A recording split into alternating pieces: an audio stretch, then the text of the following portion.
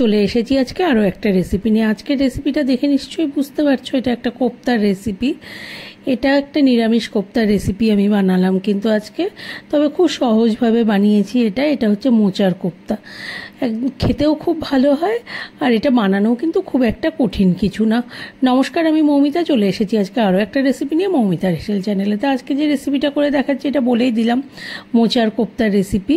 এটা আমি বানাচ্ছি, যেটাকে কলার মোচা বলে বোধহয়। এই মোচাটাকে আমি ঠিক জানি না, তোমরা যদি কেউ জানো তো বলো এটাকে কী মোচা বলে। আমি শুনেছি কলার মোচা বলে, সেটা দিয়েই আমি বানাবো। এই যে মোচাগুলোকে প্রথমে ছাড়িয়ে নিচ্ছি, ওপরের অংশটা ফেলে দিচ্ছি, দিয়ে একটু ছাড়িয়ে নিয়ে এগুলোকে কেটে নিতে হবে কিন্তু। আর মোচাগুলোকে খুব বেশি মিহি করে কাটবো না, কারণ এটা তো সেদ্ধ করতে হবে। এটাকে আমি নুন হলুদ দিয়ে প্রেসারে 4টে হুইসেল দিয়ে নেব কিন্তু। তারপরে আমি এটাকে কোপ্তা করব, যাতে নরম হয়ে যায় ভালো মতো, সেই জন্য আর কি। কাটা হয়ে গেছে কি সব মোচাগুলোকে, এবার আমি ধুয়ে নেব। এটাকে একটু জল দিয়ে প্রেসারে নুন হলুদ দিয়ে দেবো, দিয়ে 4টে হুইসেল দিয়ে মানে সেদ্ধ হয়ে গেলে গিয়েও প্রেশারটা অফ করে দিয়ে গ্যাসটা আর কি, তারপরেও কিছু সময় রেখে দেবো, দিয়ে তারপরে এটা বের করবো। এই যে দিয়ে দিচ্ছি প্রেশারে, দিয়ে এবার এটাকে আমি বসিয়ে দেব কিন্তু। এই রান্নাটায় হয়তো মনে হতে পারে কোপ্তা করা ঝামেলা, কিন্তু সেরকম কিন্তু কোনো ঝামেলা নেই। এটা বরং তাড়াতাড়ি হয়ে যায় গিয়ে। এই যে দিয়ে দিলাম পরিমাণ মতো নুন আর হলুদ, এবার বসিয়ে দিচ্ছি এটাকে সেদ্ধ করতে। এই যে সেদ্ধ হয়ে গেছে, এটাকে আমি নামিয়ে নিলাম।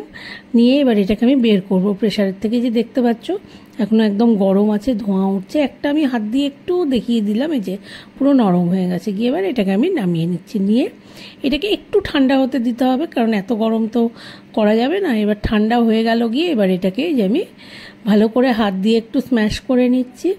এরপরে আমি এর মধ্যে দিয়ে দেবো পরিমাণ মতো বেসন, নুন হলুদ, এগুলো দিয়ে কিন্তু ভালো করে মাখতে হবে কোপ্তাটাকে। যে বেসন দিয়ে দিলাম পরিমাণ মতো, বেসন খুব বেশি দেবো না, খুব বেশি দিলে কিন্তু ঠিক মোচার ফ্লেভারটা আসে না। দিয়ে দিলাম অল্প হলুদ, দিয়ে দিলাম পরিমাণ মতো নুন। এরপরে দেবো এর মধ্যে একটু আদা আর কাঁচা লঙ্কা বাটা 1 চামচ দিচ্ছি, আর দিয়ে দেবো অল্প জিরে গুঁড়ো। দিয়ে এটাকে ভালো করে কিন্তু মেখে নিতে হবে। জিরে গুঁড়োও দিলাম 1 চামচ। পুরো উপকরণগুলোকে খুব ভালো করে মেখে নিতে হবে। আর মাখাটা ডোটা কিন্তু খুব শক্ত টাইপের হবে না, একদম নরম হবে। যে দেখতে পাচ্ছ এরকম, জাস্ট হাতে নিয়ে দেখতে হবে একটু বল মতো যাতে করা যায়, তাহলেই হবে।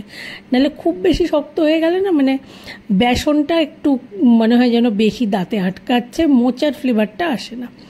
পুরো রেডি হয়ে গেল। কড়াইতে সর্ষের তেল দিয়ে দিলাম, তেল গরম হয়ে গেছে। এবার এগুলোকে জাস্ট বলের আকারে ভেজে নেব কিন্তু, কোপ্তা করব করে ভেজে নেব। মানে আলাদা করে আর কোপ্তা করার দরকার নেই, ওই মেখে রাখা যে মিশ্রণটা ওর থেকে হাতে করে করে একটু করে নিয়ে আমি এগুলোকে ভাজলাম কিন্তু। দিয়ে দিলাম কড়াইতে। এগুলোকে এবার একটু লাল লাল করে ভাজতে হবে। লাল লাল করে ভাজা হয়ে গেলে তুলে নেব। আর ভাজবে যখন হাই ফ্লেমে একদমই না, ভাজাটা কিন্তু মিডিয়াম টু লো ফ্লেমে, কারণ ভেতরটা নাহলে কিন্তু ঠিকমতো কুক হবে না, ভেতরটা একটু কাঁচা কাঁচা থেকে যাবে। সেই জন্য মানে মিডিয়াম টু লো ফ্লেমে করাটাই বেটার। এই যে মোচাগুলোকে ভালো করে, কোপ্তাগুলোকে আমি ভেজে নিচ্ছি। মোচার কোপ্তাগুলো ভাজা হয়ে গেলে লাল লাল করে একদম ভাজা রেডি। এবার আমি এগুলোকে তুলে নিচ্ছি কিন্তু। বাদ বাকি কোপ্তাও ভাজা হয়ে গেছে গিয়ে, এবার এর মধ্যে দিয়ে দিলাম এই তেলেই জিরে ফোড়ন দিয়ে দিলাম, একটু দারচিনি দিলাম, গন্ধটা ভালো হয়। আর দিয়ে দিচ্ছি শুকনো লঙ্কা। ফোড়নটা একটু ভাজা হওয়ার পরে এর মধ্যে দিয়ে দেবো ডুমো ডুমো করে আলু কেটে রেখেছিলাম, সেই আলুটা দিয়ে দেবো এর মধ্যে।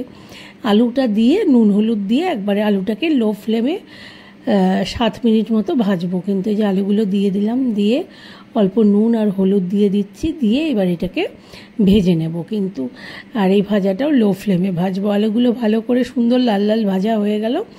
দিয়ে দিলাম জিরে আর ধনের পেস্টটা। এটা আমি এমনি গুঁড়ো জিরে আর ধনেকেই একটু জল দিয়ে গুলে রেখেছিলাম, সেটা দিয়ে দিলাম।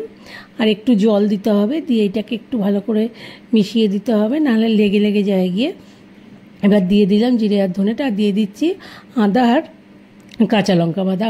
আদা আর কাঁচা লঙ্কা বাটা দিচ্ছি আমি 1.5 চামচ মতো, মানে টিস্পুনের মাপে 1.5 চামচ আমি আদা আর কাঁচা লঙ্কা বাটাটা দিলাম। এই সব মশলাগুলোকে এবার ভালো করে একটু কষাতে হবে। জল আমি আগেই দিয়েছি, আর জল দিতে হবে না, নাহলে একটু জল না দিয়ে মশলা কষালে মশলা পুড়ে যায়। এবার দিয়ে দিলাম পরিমাণ মতো নুন আর হলুদ। দিয়ে এবার এটাকে সব কিছু ভালো করে মিশিয়ে দিয়ে এটাকে লো ফ্লেমে ঢাকা দিয়ে 7 মিনিট মতো মশলাগুলোকে ভালো করে কষিয়ে নিতে হবে। মশলা ভালো করে কষে গেলে গিয়ে তারপরে আমি মানে ঝোলের জন্য যে জলটা সেটা দিয়ে দেবো। এই যে দিয়ে দিলাম ঝোলের জন্য জলটা। এবার ঝোলটা ফুটে উঠলে আমি এর মধ্যে ভেজে রাখা কোপ্তাগুলোকে কিন্তু দিয়ে দেবো একদম। তাহলেই রান্নাটা রেডি। আর কোপ্তাগুলো দিয়ে খুব বেশি সময় ফোটাবো না, কিন্তু জাস্ট 4 থেকে 5 মিনিট ফোটাবো, মানে কোপ্তাগুলোর মধ্যে যেন সব মশলার ফ্লেভার ঢোকে, কিন্তু কোপ্তা যেন ভেঙে না যায়। বেশিক্ষণ ফুটিয়ে দিলে কোপ্তাগুলো ভেঙে যায় গিয়ে, সেই জন্য খুব বেশি সময় ফোটাবো না। যে ঝোল একদম ফুটে উঠেছে, এবার ভেজে রাখা কোপ্তাগুলোকে দিয়ে দিলাম।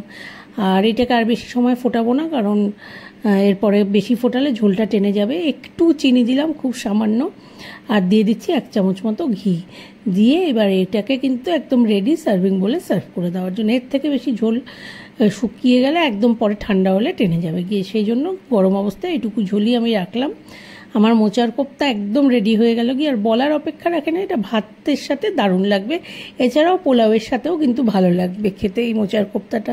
যারা নিরামিষ খায় তাদের জন্য কিন্তু বেশ ভালো এটা, মানে পোলাওয়ের সাথেও বেশ ভালো লাগবে। ফ্রাইড রাইসের সাথে বলছি না, পোলাওয়ের সাথে এটা ভালো লাগবে।